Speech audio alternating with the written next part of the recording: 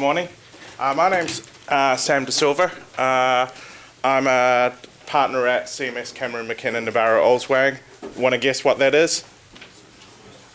Not by the long-winded name. It's a law firm. So yeah, fifth largest law firm in the world. I'm a technology partner there, advising on technology contracts, data protection, GDPR. My role here is about moderating the session. I suspect I got asked to moderate the session because as a day job I obviously try to get concessions for a number of people and try to make sure that people are win-win. I'm sure there won't be any controversy among the panellists here, but you know, we'll see how we go. Often I get asked by clients, you know, we need help on a digital transformation project. And the first question I ask is, you know, what is digital transformation? It means different things to different people. And I think, you know, the journey and, you know, the understanding is quite a bit convoluted. So hopefully these panelists here will help us through that journey and help us understand what we mean. So who we've got today, we've got Adam Forde, who's on my left here, who's the CIO of Berendsen. We've got Cathal Corcoran, the CIO of Gatwick Airport in the middle, and we've got John Gibbs, the global CIO of Rolls-Royce. I'll give each of the speakers maybe a couple of minutes just to introduce themselves first. So Adam, do you want to go first? Just brief spiel, elevator pitch. Wow. Good morning, Adam Forde, Group CIO of Berendsen, now of Elise. We were acquired recently. We're a textile services company. So in its simplest form, think laundry, uniforms, sheets, bedding. It's a very interesting business from an IT perspective because it has everything. We have supply chain, we have leasing, we have manufacturing, we have a range of customers, B2B, B2C. So from an IT perspective, you know, all of the challenges that you face in a complex business are there. On top of that, from a digital perspective, we are being actively disrupted. So we are certainly not as far down the disruption journey as, say, a bookseller, but we are seeing a number of startups emerging, particularly in the consumer space, who are nibbling away at the most profitable growth areas for our business. So for us, digital is obviously a huge opportunity, but it also represents a real commercial threat that the board understand. Yeah, Cathal Corcoran, or Cal as most people call me. CIO Gatwick Airport, been there 2 years. I'm guessing most of you know Gatwick Airport or have been through Gatwick Airport. So you'll all have your views, which is great because I get to hear them quite often, good and bad. I get lots of areas for continuous improvement pointers. Gatwick, which not everybody knows, but Gatwick is the busiest and most efficient single runway airport in the world. We'd like to have 2 runways. That didn't happen.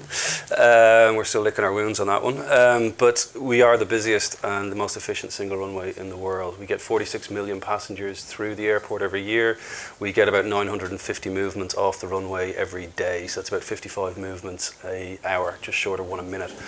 And digital for us is how do we digitize the organic business? How do we digitize the operation? How do we more efficiently move planes around the airfield?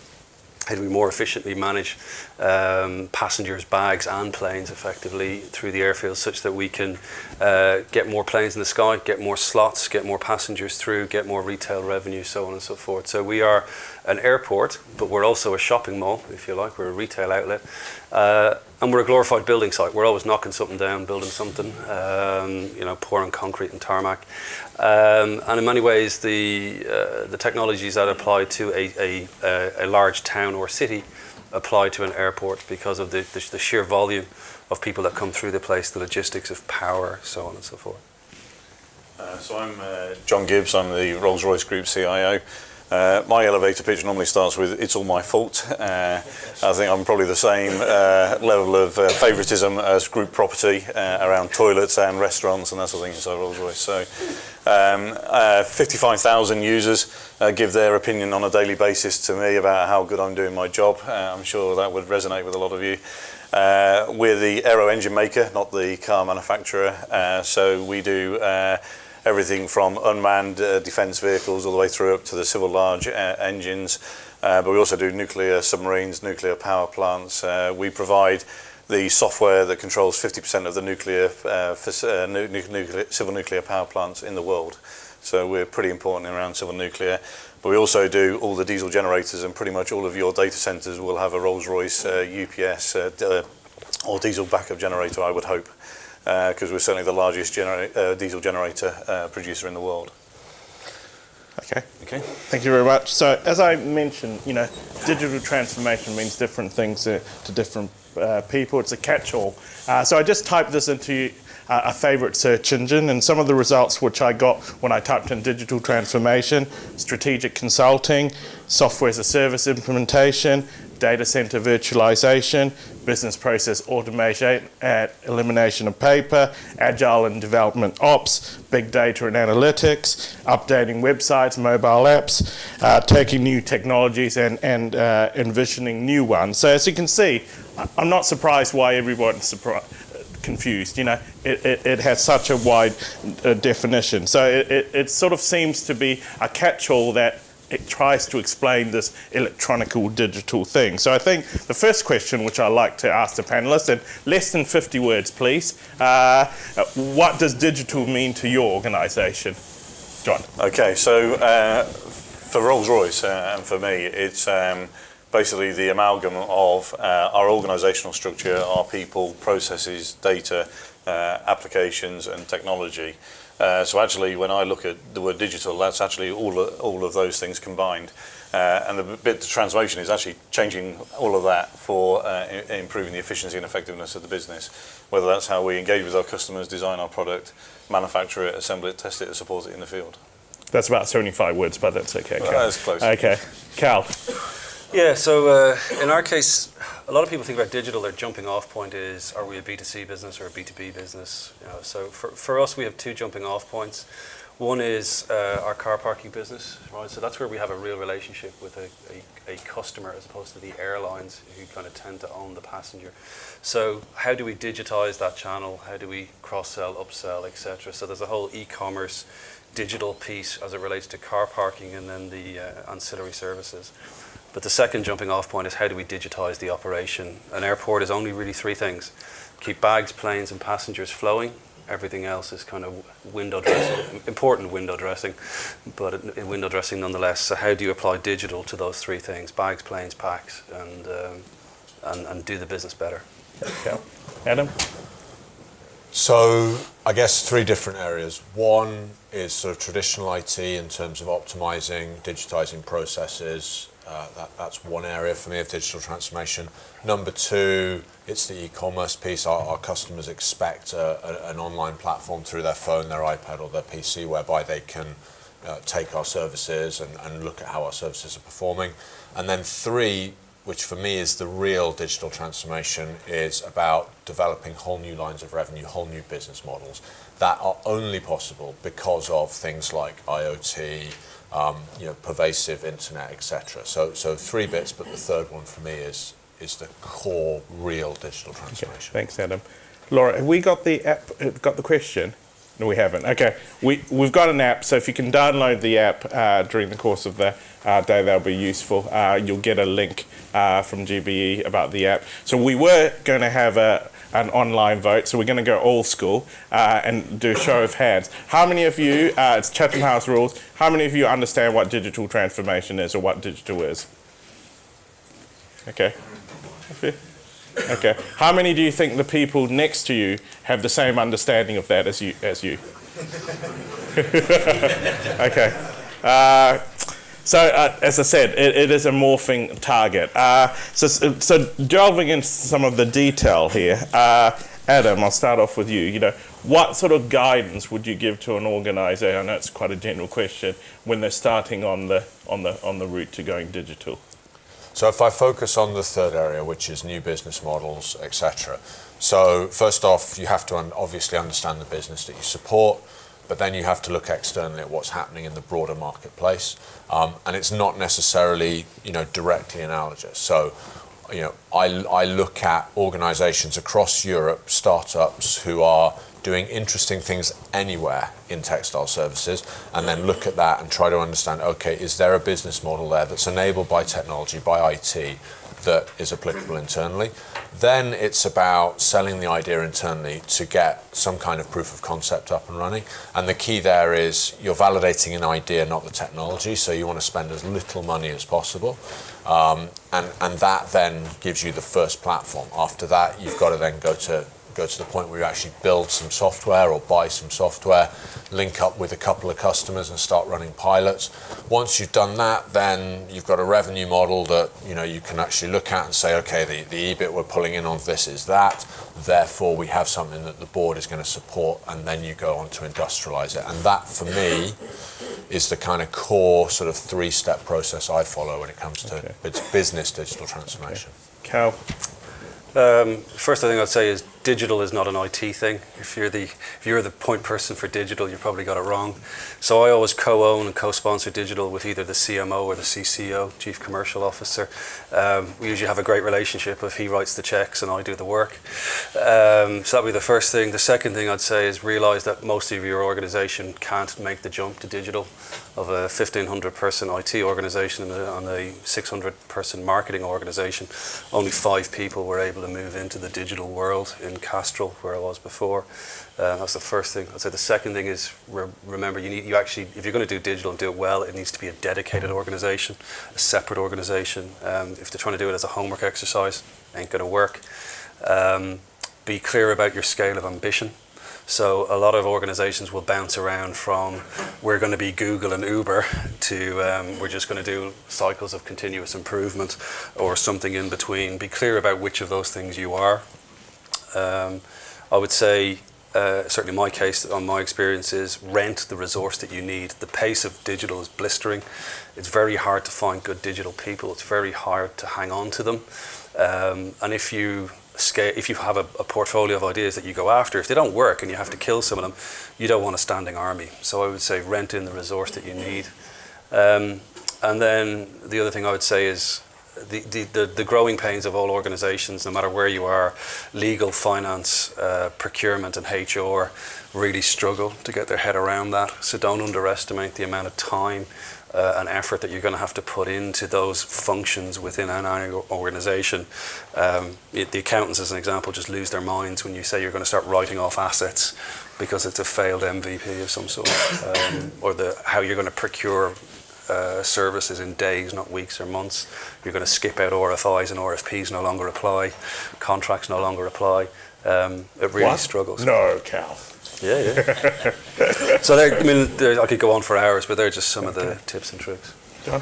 Yeah, so for us, we always start with the value stream. So we look at how we generate and create value for our customers, but we also look at where do we lose value for our shareholders and that sort of thing. And absolutely right, it's a business-driven transformational agenda. It's not a digital or IT-driven agenda. We also go after quick wins, so we call it agile and use that, but it's constantly delivering value to the business, and through that you then gain momentum and buy-in. Okay. What we think we touched upon it, so if we can go a bit deeper, Cal, what do you think the key sort of challenges are here? The war for talent never really resonated with me before until I got to Gatwick, which does have a bit of a location problem. I guess everything's relative versus we're talking about Derby, right? Cheers for that. Sorry. But yeah, as I said, the war for talent is real. It's very hard to find these good talent when you're up against big global brands. In terms of if you're looking for data scientists, good DevOps people, good agile people, it's hard to find them. So talent is one. I think this concept of fast fail, most organizations really struggle with that. And then business cases, the whole concept that business cases don't apply.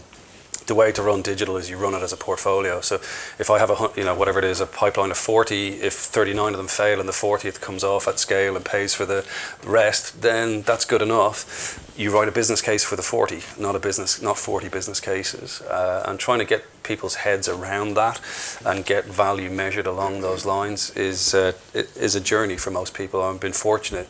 Gatwick's private equity owned, so they kind of they get it. They got it a lot quicker than most organisations. Just touching upon the war for talent, lots have been said about Brexit in terms of the actual, the skills coming in and no longer having. Do you feel that is going to be a sort of a barrier or inhibitor? Not yet. I mean, Brexit is a big talking point. I'm hoping one day we'll wake up and it's a bad dream, right? But just particularly on the war on talent. On the war for talent, yeah. no, I'm not seeing it. Not at this point in time. I think the war for talent is real before the whole Brexit thing. Brexit is unhelpful, but it's not. It hasn't magnified it twofold. Not yet, anyway. Yeah. Okay. But I think it will, in reality. Yeah. For a global company like Rolls-Royce, we've got facilities in Germany, in Spain, and the UK, and we're already finding people are actually reluctant to move location, as an example. So, when people are making decisions about whether they locate their family and for education and that sort of thing, and actually they're going to have residency going forward, it's already creating a lot of uncertainty. So I do see it's impacting talent already. Okay. And what about key challenges? Organisation, I think it's been touched on. The separation of the organisation, because they need to work in different ways, is key. That's a real hard sell internally. It's a hard sell within your own IT team, let alone within the broader business, because people look at those different ways of working and see that difference, and you have to manage that in terms of people, why wasn't I picked, or why didn't I go over there, that kind of stuff. I think the second piece for me is actually, once you've got through the slog of your 50 ideas down to the one that's actually got further than step one, and then you've actually got something that you've proven with a customer, turning that into an actual product, something that is industrial and scalable, which is something that the business is very good at doing, but IT not necessarily so much, is really difficult. And it requires a mindset change within the organisation beyond the kind of early innovation, fast moving, because you're kind of now need to deliver something that's consumer grade and that is robust and that scales. That, certainly in my organisation, is where we're finding some real challenges at the moment. And that's a nice segue, naturally. John, remembering this is Chatham House rules, what are some of the lessons learned from your sort of digital projects? Good and bad. I think we tend as an industry to oversimplify things with simple terminology like cloud. So when you go to the business and you start talking about it, they come at you with these terms and they say, well, we'll put it in the cloud.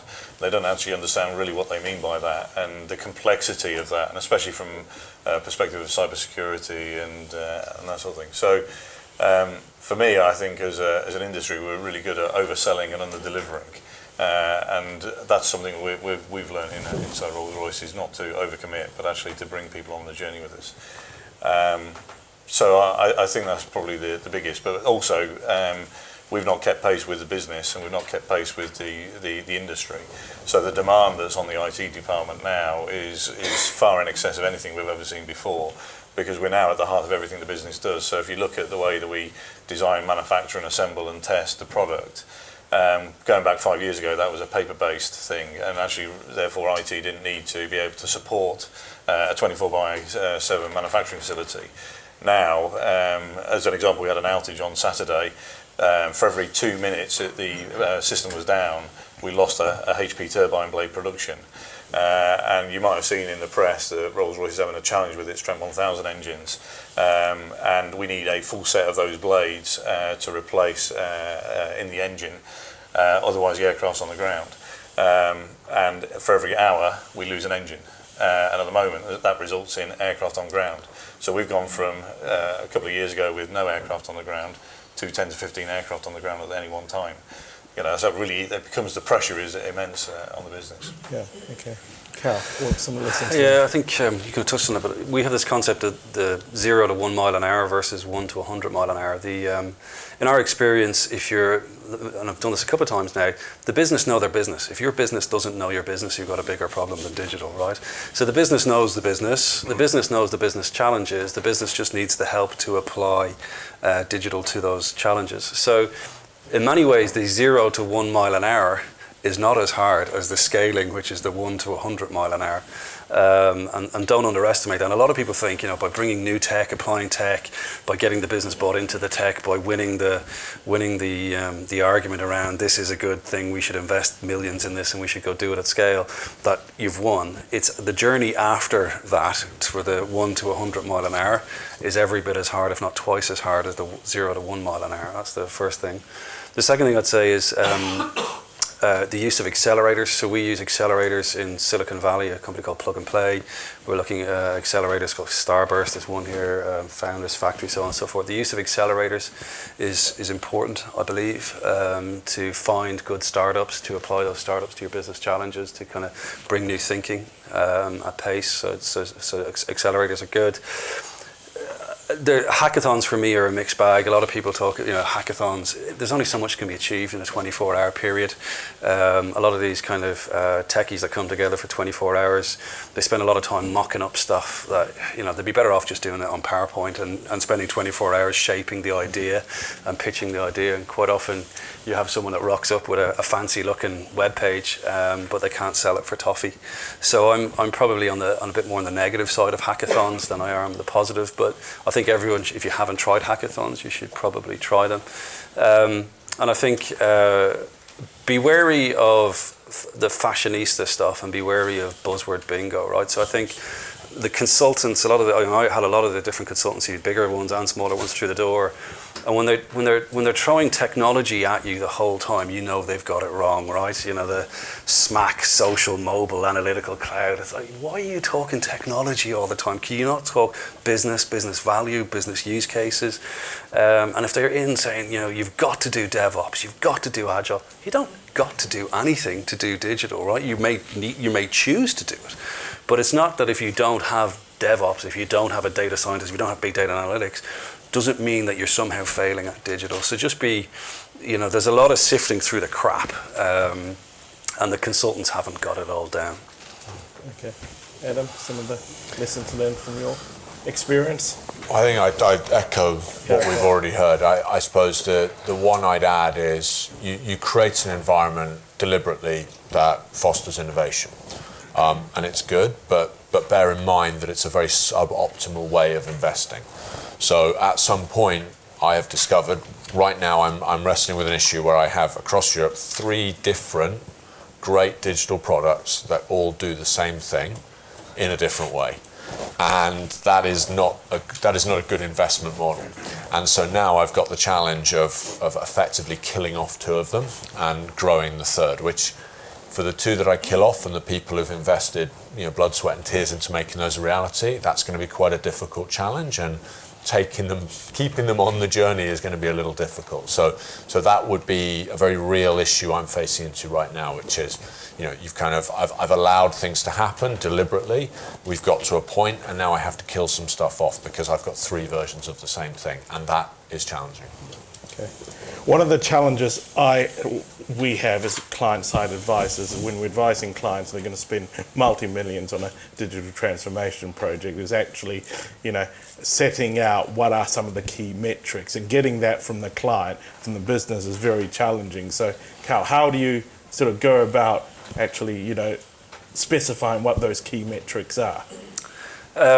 We actually try and avoid metrics as much as possible in the digital space. As I said, if you're trying to put the normal wrappers around it of, I want to plan on a quarterly basis how much I'm going to spend, I want to commit that, these projects will land on this date, it won't work, right? You'll mismanage expectations. So really the KPIs we have are around value. So you give me X amount of money, you expect X amount of value back on a portfolio. So there's one very simple set of metrics there. And then the second set of simple metrics is I commit to delivering X number of MVPs per quarter. I'm not going to tell you what those minimum viable products are, but I'm going to commit to delivering at least, whatever it is, 3 to 5 of those per quarter. And I'm going to commit to scaling at least 2 to 3 of those over the course of the year, but only the best. And those 2 or 3 that I scale will pay for the 40 in total. So there are metrics, but you keep them loose. You give yourself as much flexibility as possible, but the organization requires some. You can't operate in a complete vacuum. I think the interesting thing about that is we're going through the same learning curve, I guess, at the moment, which is the business is traditionally, over the last 30 to 40 years, worked on the basis of you invest X and you get hard benefits, you get soft benefits, there's a given time that you're going to get deliver it, etc., etc. And actually what you're saying is, which is what we're saying, which is give us £1 and we'll give you £8 back. Yeah. Now, we don't know what we'll put that pound into, and we don't know where you'll get your £8 back from, but you'll get that sort of return. Yeah. That's actually quite a leap of faith for the finance department, which is very traditional of you build an asset, you depreciate it over X number of years, and it looks like this, and it's shaped like this, and we've got fantastic scheme documentation to support it. So we're going through the same thing, but it's not an easy journey because you're trying to persuade the organisation to change the way that it invests money and seeks value. Is it similar sort of? Yeah, the KPIs evolve through the cycle, right? So when you're in, the early cycle, it's exactly as my fellow panelists have described. You have a portfolio and you have a commitment around, you give me this and I aim to give you this back, and I'll take a certain number of things through the process. As you kind of go through the different steps in the journey, perhaps in the intermediate steps, that's where you start to talk about number of customers onboarded in a particular time period. And then as the product stabilizes, industrializes, that's where you switch to kind of, I guess, the KPIs that the business are perhaps more familiar with in terms of revenue, EBIT, EBITDA, all that kind of stuff then kicks in. So for me, it's appropriate KPIs at the stage of the product's life cycle. Okay. And I think each of you touch upon this, but if we can sort of explore this a bit further, what does good look like? I know, how long is a ball of string, but, what are your sort of feelings, or how do you sort of get to that thing that that you've actually achieved something? Yeah. Well, in simplest terms, you get to keep your job if one idea scales that pays for everything else. So if your value equals cost neutral, then you get to keep your job. Good is 2x, 3x, 5x, 10x, then you start to come up through the ranks of what good looks like. But what I've, just back to kind of technology in a vacuum, the way we have a portfolio of about 40 at any given time, and we measure how many actually fail, because it's important that a number of them get killed off fairly quickly. But one of the tricks that we do in terms of what good looks like is we cluster up a number of ideas and we make sure that they're linked to a business theme. So one of our themes, for example, is how do we, aircraft turn rates, how do we get an aircraft in, how do we turn it in 30 minutes, and how do we get it out? And that's not just on a good day, on a sunny day with the blue skies. How do you deal with inbound disruption, be it weather, be it traffic control, or so on and so forth? So it's a very real business problem, and if you take technology sets and apply it to that theme, because it's not one silver bullet, then you're working on the biggest problems that the business have, and then if you help them solve it, then you get the kudos. And in that case, the business had, with our help, had gone so far with people and process change. That's where they started, but couldn't get the extra hard yards without technology change and without digital. It wasn't digital disruption; it was just digital applied to a traditional business problem. Then you start to get lots of kudos, because that's worth real money to the organisation. Adam, what are your thoughts on what good looks like? For me, the delight comes when the sales and marketing people tell me that we've either retained or won a customer based on something we've delivered digitally. When I hear that, I'm like, job done. Yeah, there's obviously all the metrics and all that kind of stuff, but for me, that's where the delight comes from. So I'll take it from a slightly different angle perhaps then. So I agree with all of that. But actually I think for me what I'm trying to do is get the business to own their own digital destiny as well. So actually as a business is able to start to articulate how digital can help them, I think that feels really good actually, because at the moment they really struggle with that. So we're going on a whole series of digital education. We're doing digi-talks and things like that to actually help educate what the art of the possible is, so they can actually start to influence their own destiny. But at the moment, they're reliant on us too much, and therefore they're paced by what our ability to do innovation is and that sort of thing. Okay. On a similar point, there's a number of stakeholders in these projects, as you know. So, what do you think one of the approaches for managing conflicts? Because there are going to be conflicts between stakeholders. So, did you as a CIO, CISO, have a role in managing those conflicts, or is it up to someone else, or, facilitator, or, sort of an innocent bystander? What's your view? I think firstly, if you co-own and co-sponsor it with the CMO and the CCO, it's a problem shared, right? So it's not all on you. I think It depends on the where it comes up. So if, like in your case, if you've got 3 competing MVPs, yeah, I think they're at MVP stage. Yes. So it's easier to I would kind of push the decision making down if there's conflicts, right, and try and get the owners of the 3 MVPs to make a decision between them, which is the one that proceeds, rather than it's on you to make the decision. So try and get them to own the problem. I think in my experience, where there are conflicts, it's well-intentioned conflicts. It's because people are either passionate about digital and feel they're informed, quite often they're not, and they want to help, and it's the kind of help that isn't always helpful, right? So you kind of have this, I mean, I find with the board and with some of the senior execs, you kind of have the, I'm open, I call them the 3 buckets of the execs. I'm open and interested, and I want to do something in digital, but I don't know enough about it, so just educate me. That's kind of bucket 1. Bucket 2 is I own an iPhone, therefore I think I'm a subject matter expert.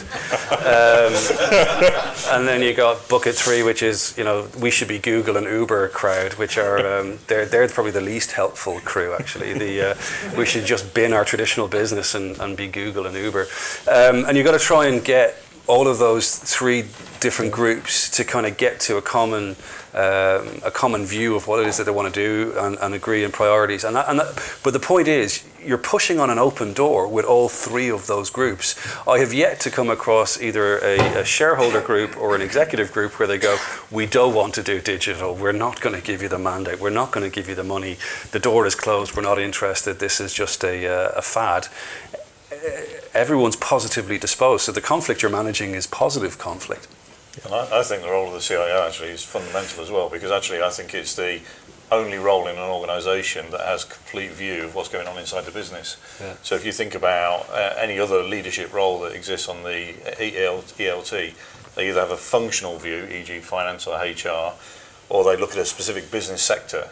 Actually the CIO is operating across the total business and actually operates at all levels through the business as well. So actually, for me, in terms of priorities, the CIO is right at the heart of that prioritisation debate, because it's the only role, I think, that actually sees the total picture of the business. Yeah. Adam, any? It's no different to managing any other conflict. I'd say that would be my kind of starting point. You have to understand what the motivations are, as you were saying, in terms of most people are well-intentioned. It's what does this mean for me? What does this mean for the business? So it's taking the time to listen and understand what those motivations are, why people have those concerns, and then it's the usual thing. And sometimes I think the CIO is the mediator. It does feel like that, as you're sort of letting people talk out their concerns. Other times I found myself being the problem. I'm the one whose thinking needs to change, and other times other colleagues on the board, they're the ones who need to change. So it's that journey. There isn't necessarily, for me at least, follow this process and everything's great. But it is no different than any other kind of conflict resolution management for me. Okay. So business innovation through disruption, will it create new revenues or will it drive existing revenues? Discuss. Well, for Rolls-Royce, it certainly is generating new revenues. So we've kind of gone on a journey over the last 20 years where the first operating model was we sold an engine and then we sold you spares. The more unreliable the engine, the more spares we sold, the better the business for us. But actually, if you're an airline, the worse the business, because obviously the unreliable engines aren't good for you. So then we moved to introducing something called long-term service agreements, where actually we took the risk and actually basically the airline pays by the hour of flying. So actually, if the engine's unreliable, then our revenues are hit and they benefit. Where we move to now actually is, our fear is, of course, the engine becomes a commodity, and actually therefore it's about what's the data that's coming off that engine and how do we make the platform, i.e. the aircraft in its entirety, more available. So we've started off with engine health monitoring, which we did about 5 or 6 years ago, where we sell services around data and we can tell the airline what's going on with the engine. Then we moved into fuel management, where actually we were able to turn around to you and say, this pilot in your fleet is more fuel efficient than this pilot. You may want to retrain this pilot in how to use the thing. And then we've started to move into the aircraft availability in its entirety. So we're now doing data services around the whole aircraft and actually trying to predict the failing of the plane based on, for example, the air conditioning performance and that sort of thing. So we're starting to see revenue streams where we're exploiting the data that we conceive both of our own product and other people's products. So it's definitely a revenue generator and opportunity. Adam, what's your views on that? I think I agree with John. I think I'd almost go. You think you agree? Well, I'd go a little bit further. We haven't had much the disagreement, so, feel free to disagree. So I would disagree with that. I would extend Well because you have the product set your business has now that are of value to customers and that customers are willing to pay a premium for. But obviously the customer expectation is constantly changing and shifting upwards, and that's influenced by the consumerization of technology, etc. So people have an expectation of how they're going to consume your product, the data that they receive associated with their product, the value-added services. And that's becoming the really profitable part in many cases of the business model. So you still have the core, you still have the actual product that you sell, but the differentiated value of that product is decreasing all the time. And so I think you're the layering on top of the kind of the digital elements, data-driven, IoT-driven elements that you can use to enhance your product, then therefore becomes a profitable part of your business. I'm not saying, for example, that we will stop having textiles at the heart of our business or that Rolls-Royce will stop having jet engines at the heart of their business, but the valuable revenues are being driven almost elsewhere in terms of the digital services that are layered on top. And that, for me, is the change that's happening. And in extreme cases, books, for example, people consume books on a Kindle, right? A lot of people, not everyone, but a lot. So the physical product has kind of diminished significantly, and the value people are paying for now, if they buy a book on Amazon, is associated with the other reviews that they can read. It's associated with the ratings, it's associated with the highlights and the commentary within the novel, all of which are enabled by Amazon's digital platforms. Ultimately, you're still buying a book, but it's not really kind of why you're buying it. That's what I mean. So that was my sort of slight sort of enhancement to what you were talking about. But I think it's interesting you said about Rolls-Royce will always make engines. Actually, we won't always make gas turbine engines because actually people are driving towards electrification. So actually, digital has got a massive role to play there in how do we move our fundamental product set from a fossil fuel burning to actually electrification, and that's an interesting journey because it's about product design, but it's also about digitalisation of that product as well. Cal, your views? Yeah, so digital opportunity and threat, right? How does digital drive revenue in the airport, right? So if you think bags, planes, passengers, the use of robotics for kind of picking bags, stacking bags, the use of autonomous vehicles to take the bags out of the plane, all helps bag throughput. The use of biometrics helps passenger throughput, right? You don't have to faff around with passports and boarding passes. How do you get passengers through there quicker? And planes, the use of autonomous tugs to push a plane, tow a plane, the use of digital nav aids to kind of land a plane better, the use of what's called ground-based radar to move a plane around an airfield better. All of these kind of technologies, big data and analytics, so you can do all the buzzword bingo, but the point is, all that makes it more efficient, which drives more passenger throughput, more bag throughput, more slots in the sky, means you're making more money, means you can maximize your existing assets. So that's kind of opportunity for what I call the organic business. Think about threat. One of the big revenues for an airport is car parking. In a world of autonomous level 5 vehicles, no one's parking a car at an airport, right? Your car drops you off, car goes home, car comes back, picks you up, and I guess we'll turn the car parks into roller discos or something. I don't know, maybe we'll have.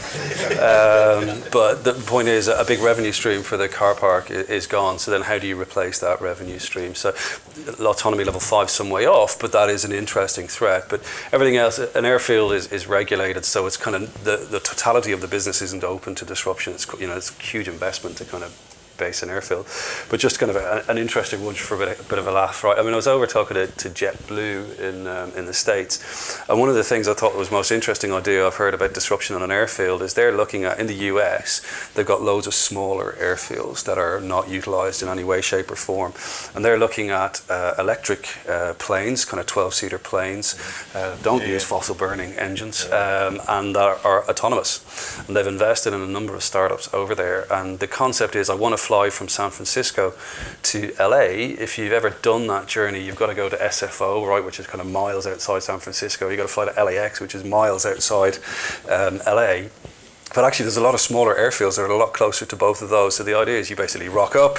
It's an Uber-style model. You share the plane with kind of 12 other passengers, and it flies you electric and environmentally friendly to an airport that's a lot closer to where you're going.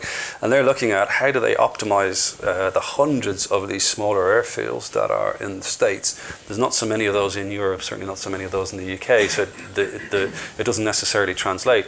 But I thought that's probably one of the most interesting ideas I've seen in terms of disruption for an airfield, but combined with disruption for aircraft manufacturers, engine manufacturers, so on and so forth. Now, it's years off, but it's probably the one idea I've found as I kind of trotted around. Yeah, and interesting just on that, Rolls-Royce is involved in a startup with Siemens for exactly that. Yeah. And we've already done an autonomous ship, which is actually the world's first autonomous ship, which basically means the crew, other than the engineer, are not on the ship. They're actually off the ship completely. And that allows a captain to control multiple ships at the same time, which gives you efficiency. But also, more importantly, the pilot, as they transfer from the pilot to the ship, is the most dangerous point of the pilot's job. And of course, they don't need to do that because they're actually onshore as well. So that sort of stuff's already happening. It won't be long before we see autonomous ships all over. That's where the human element's going to be so interesting, right? How comfortable will people be getting onto an autonomous plane, right? We had the issue recently with an autonomous car, which a terrible tragedy where it ran somebody over. I think it's going to be quite a hard sell to convince people to get on an autonomous plane. The truth is you do that already. So 7% of flights are actually through autopilot. Yeah. So most plane flights are not controlled by the crew. Including landing and takeoff, yeah, exactly, particularly the Airbuses. Yeah. But there's a reason why they keep the pilots there, right? Yeah, of course. And if you look at Twitter, you can see the reason why. Most of the crashes these days are because of the pilots.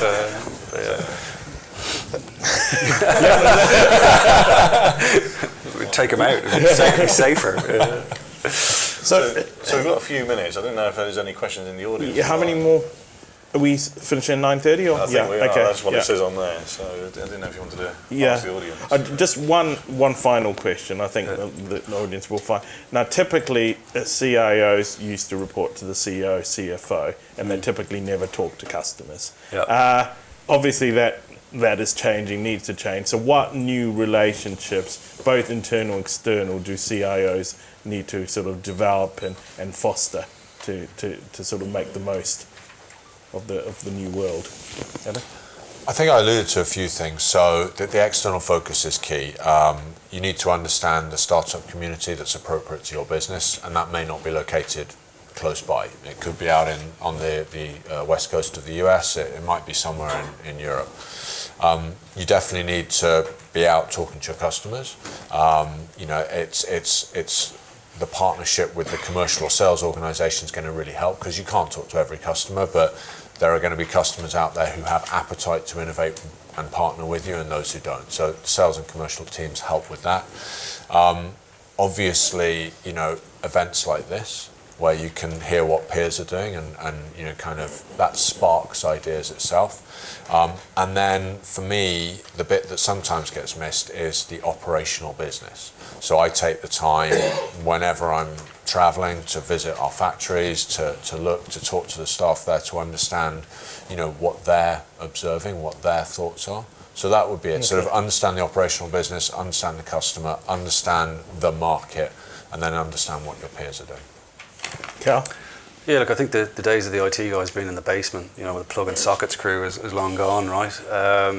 So increasingly CIOs are reporting into CEOs. That's more the norm now than anything else.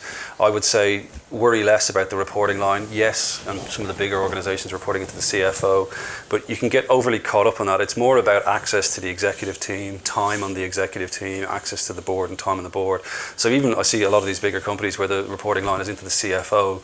The CIO CIO is sitting in on every meeting anyway, and it's only because the CEO is too lazy to write the performance review that they haven't reported it to the CFO, right? So don't worry about the reporting line, worry about your access to the board and the shareholders and the remit and the mandate that you've got. I think absolutely, the CIO or CTO, CDO, whichever acronym you or role or hat you're wearing, if you haven't got a customer mindset, then you're completely missing the point. And spending a chunk of time with customers and walking, what they call the design-led thinking, outside-in thinking, walk a mile in their shoes, all that good stuff, is absolutely crucial, because for the vast majority of people, their jumping off point for digital is a customer focus or a consumer focus, depending on the nature of your business. And then you have to change everything, working from the outside in, you have to change everything to underpin the outcome and the proposition back out to the customer. But if you don't understand the customer, you're just spinning your wheels. So customer is everything. Okay. Customer is king. Customer is king. Yeah, so I would agree pretty much with everything except for the CEO comment, in case he's watching the video. I've in the last 3 years reported into 5 different CXO type roles, CFO, COO, etc., etc.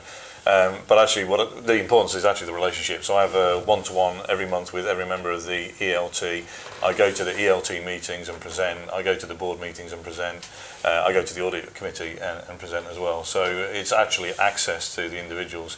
And certainly for me, the CEO is the one that I have the most regular one-to-ones. He's the one who never cancels. And that's a monthly one-to-one. And that gives me plenty of airtime, more airtime than probably I would want with him in terms of performance and that sort of thing. So, well, thank you. I think we've got a few minutes left for questions. So any questions for any of the panellists? Please say your name and where you're from. Yeah, I've got one. Doug Franklin and Berendsen. Aren't you a colleague of Adam? Yes. Okay, so you're going to ask Adam then. so what's IT like? Did you give him this question? I think we're out of time. I promise I won't. I mean, digital and disruption are two words that very often go together, but the challenge is that it's very hard for larger organisations to disrupt themselves. You don't see it happening very often. So I've really got 2 questions. The first is, why is that? And the second question is, and what do you do about it? Adam? I think it'd be wrong of me to answer that question. So I will start and save you. So I think you've got to recognise that you need to change constantly. And actually, one of the mantras I've got is, I know that I'm not the CIO that the business will need in 2 years' time. So therefore, I've got to change personally if I want to remain to be the CIO of the company going forward. And actually, sometimes you need to create something physical to demonstrate that you want to become disruptive. So for myself, 2 years ago, I created an innovation lab, which was a physical manifestation saying we're now going to become innovative and disruptive, and actually recruiting the right sort of people. Actually, the people that you would not normally recruit are the people that you want working in that sort of environment. And the business needs to be prepared to listen to you becoming more disruptive increasingly, and that's what they've done. Most organisations don't have a horizon scanning capability, right? They're looking at the kind of what's called H1, the kind of 0 to 3 versus H2 or 3. So putting in a proper horizon scanning CTO kind of capability, I think, is important. Yeah. I think the second thing is most organisations are not as self-aware as they need to be, particularly the bigger ones, because they're just behemoths. So there's a little, particularly if you're number 1 or number 2 in a market, quite often there's a kind of an element of arrogance or lethargy that kind of comes in, and a lack of willingness at scale to kind of recognise where they are. And I think one of the things that I've done in my career is ban certain things. So for example, when I worked for BP, every time I got the question, what's Shell doing? Some executive typically got a clip around the ear. I don't care what Shell's doing. I don't care what other oil and gas are doing. Here's what we need to do. So when I get the question, what's Heathrow doing? Right, I don't care what Heathrow's doing. I don't want to be the best of airports or the best of airlines. This is what we need to do, looking at other industries that move faster than we do. The pace of change is faster than. So if you can get your execs to the point of, don't ask what the competition today is doing, ask of what are other industries doing, what's the competition of tomorrow doing, have the horizon scanning, and just try and get that level of honesty and self-awareness in, then you'll move forward. But quite often that just doesn't exist. And even if it does exist in these bigger organizations, it exists in pockets, and that's the hardest thing. So try and find that pocket and scale the pocket, I would say. And can I suggest you ask Adam at the office your question? One more question. I'm interested in the area of collaboration. I'm Trevor Lidcock, advisor in non-exec, but also I was CIO at EasyJet. So I guess initially, say Cathal, but I think it's more general. You talked about airports customer service being delivered by yourselves, airlines, ground handlers, retailers, and so on. How do you ensure effective collaboration across all those players so that the ultimate customer gets the best service? I think one of the things that's been really refreshing in Gatwick, but it's true of all airports, is for the most part airports aren't in competition with each other. Okay, between ourselves and Heathrow is good banter, right? Friendly fire. You know, we lob grenades at each other for a laugh, but it is just a laugh, right? We're all good mates and we all kind of compare notes. But the refreshing thing is airports can share very openly with each other and very openly with airlines and very openly with suppliers, and that just leads to a much better conversation in the open innovation kind of space. There's no need to kind of hide this stuff away. So if San Francisco learns something from me in terms of my innovation portfolio and apply that to San Francisco and the passengers there get a good experience, then that's no skin off my nose, and vice versa. I can learn something from them. So the benefit of of being able to share openly is massive. And with EasyJet, with all of our airlines and baggage handlers, we get them in every quarter, sometimes every month, informally, and we take them through the entire portfolio. And EasyJet do the same with us. They take us through their entire portfolio, and we find what areas to collaborate, and we try and join up a couple of things. And we introduce them to startups. When I'm in Silicon with Plug and Play looking for startups, I'm looking for EasyJet as well. So quite often I'll introduce them to startups that have got no value to me,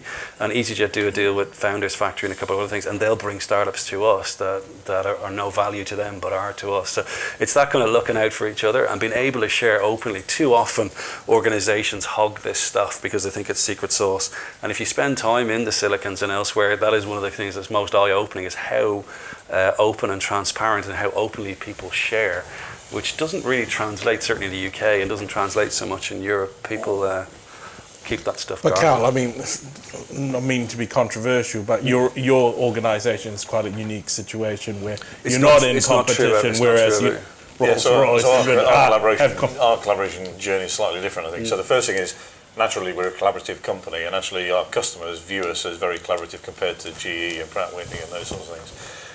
But interestingly, we also collaborate with our competitors. So we partner with GE on defence projects and compete with them on other defence projects. So we have this schizophrenic, sometimes we're competing, sometimes we're collaborating. But also we collaborate, of course, with suppliers, and we're about 80% of our engine is actually manufactured externally outside the company. So we collaborate really well with suppliers. So the area where we have the biggest issue of collaboration is actually in IT, where we actually have the big IT providers, Capgemini, Computer Center, BT, DXC, etc., who frankly can't collaborate. They're just hopeless. They go commercial first, and they want to know, where's the statement of work, where's the purchase orders, that sort of thing. And when there's a production issue that happens, where we're not quite sure who's caused it or what's caused it, getting them all onto a call and collaborating to try and fix the issue first, then debate whose fault was it, is really hard. So actually, we kind of have the full spectrum of, we're really good collaborating with customers, the external supply chain in terms of the product. We have a real problem collaborating with our IT partners. Okay, great. I'm getting the evils from Laura. You work with one of those. So why don't we give I hope you enjoyed that and found some useful insight. So please give a round of applause to our panellists.